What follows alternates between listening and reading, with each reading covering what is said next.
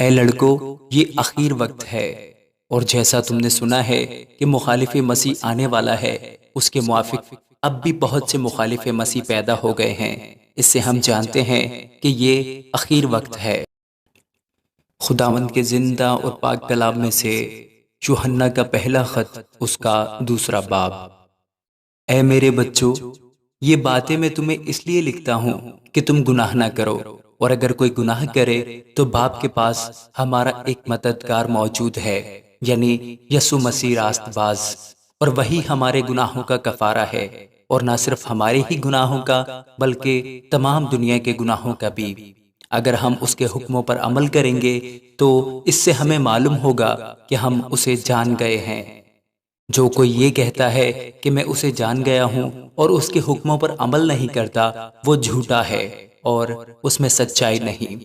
ہاں، جو کوئی اس کے کلام پر عمل کرے، اس میں یقیناً خدا کی محبت کامل ہو گئی ہے۔ ہمیں اسی سے معلوم ہوتا ہے کہ ہم اس میں ہیں۔ جو کوئی یہ کہتا ہے کہ میں اس میں قائم ہوں، تو چاہیے کہ یہ بھی اسی طرح چلے جس طرح وہ چلتا تھا۔ اے عزیزو، میں تمہیں کوئی نیا حکم نہیں لکھتا، بلکہ وہی پرانا حکم جو شروع سے تمہیں ملا ہے۔ یہ پرانا حکم وہی کلام ہے جو تم نے سنا ہے۔ پھر تمہیں نیا حکم لکھتا ہوں، اور یہ بات اس پر اور تم پر صادق آتی ہے، کیونکہ تاریکی مٹتی جاتی ہے اور حقیقی نور چمکنا شروع ہو گیا ہے۔ جو کوئی یہ کہتا ہے کہ میں نور میں ہوں اور اپنے بھائی سے عداوت رکھتا ہے، وہ ابھی تک تاریکی ہی میں ہے۔ جو کوئی اپنے بھائی سے محبت رکھتا ہے، وہ نور میں رہتا ہے اور ٹھوکر نہیں کھانے کا، لیکن جو اپنے بھائی سے عداوت رکھتا ہے وہ تاریکی میں ہے اور تاریکی ہی میں چلتا ہے، اور یہ نہیں جانتا کہ کہاں جاتا ہے، کیونکہ تاریکی نے اس کی آنکھیں اندھی کر دی ہیں۔ اے بچوں، میں تمہیں اس لیے لکھتا ہوں کہ اس کے نام سے تمہارے گناہ معاف ہوئے۔ اے بزرگوں، میں تمہیں اس لیے لکھتا ہوں کہ جو ابتدا سے ہے اسے تم جان گئے ہو۔ اے جوانوں، میں تمہیں اس لیے لکھتا ہوں کہ تم اس شریر پر غالب آ گئے ہو۔ اے لڑکو، میں نے تمہیں اس لیے لکھا ہے کہ تم باپ کو جان گئے ہو۔ اے بزرگو، میں نے تمہیں اس لیے لکھا ہے کہ جو ابتدا سے ہے اس کو تم جان گئے ہو۔ اے جوانوں، میں نے تمہیں اس لیے لکھا ہے کہ تم مضبوط ہو اور خدا کا کلام تم میں قائم رہتا ہے، اور تم اس شریر پر غالب آ گئے ہو۔ نہ دنیا سے محبت رکھو، نہ ان چیزوں سے جو دنیا میں ہیں۔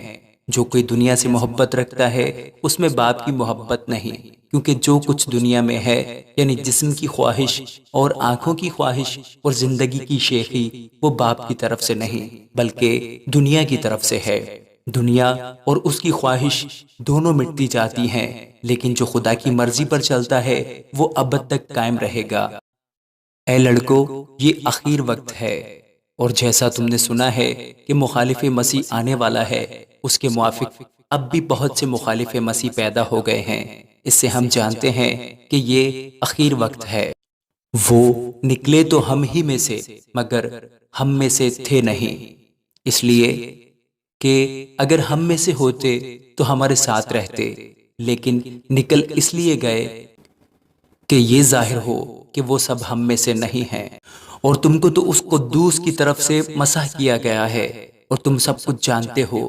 میں نے تمہیں اس لیے نہیں لکھا کہ تم سچائی کو نہیں جانتے، بلکہ اس لیے کہ تم اسے جانتے ہو، اور اس لیے کہ کوئی جھوٹ سچائی کی طرف سے نہیں ہے۔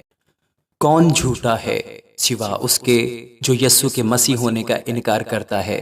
مخالف مسیح وہی ہے جو باپ اور بیٹے کا انکار کرتا ہے۔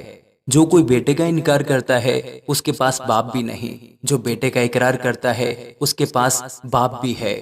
جو تم نے شروع سے سنا ہے وہی تم میں قائم رہے۔ جو تم نے شروع سے سنا ہے اگر وہ تم میں قائم رہے تو تم بھی بیٹے اور باپ میں قائم رہو گے، اور جس کا اس نے ہم سے وعدہ کیا وہ ہمیشہ کی زندگی ہے۔ میں نے یہ باتیں تمہیں ان کی بابت لکھی ہیں جو تمہیں فریب دیتے ہیں، اور تمہارا وہ مسح جو اس کی طرف سے کیا گیا تم میں قائم رہتا ہے، اور تم اس کے محتاج نہیں کہ کوئی تمہیں سکھائے، بلکہ جس طرح وہ مسح جو اس کی طرف سے کیا گیا تمہیں سب باتیں سکھاتا ہے اور سچا ہے اور جھوٹا نہیں، اور جس طرح اس نے تمہیں سکھایا اسی طرح تم اسی میں قائم رہتے ہو۔ غرض اے بچوں اس میں قائم رہو تاکہ جب وہ ظاہر ہو تو ہمیں دلیری ہو اور ہم اس کے آنے پر اس کے سامنے شرمندہ نہ ہو۔